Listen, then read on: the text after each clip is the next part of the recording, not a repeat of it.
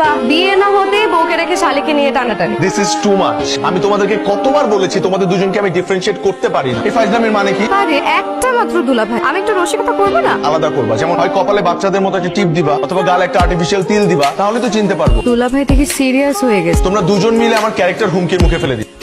নাকের হাড্ডি তো ভেঙে গেছে মনে হয়। কে করেছে আপনার এই কাজ? তার মানে ওনারা আপনার আত্মীয়, রাইট? আরে আত্মীয় হতে যাবো কেন, আমরাই মারছি। আমি রাস্তায় ধরে একটা সিগারেট ধরেছিলাম। বলেছি ইটস আ হসপিটাল। এই দোষ করে থাকলে ওকে থানায় নিয়ে যা, হাসপাতালে কেন নিয়ে এসেছেন? শুনেন, এই ফাটাফুটা চেহারা নিয়ে এটা যদি পুলিশ স্টেশনে নিয়ে যেতাম, পুলিশের তো ওরে দেখে করুণা হতো। কোন পুরুষের ভাগ্যে যে এই মেয়ে পড়বে?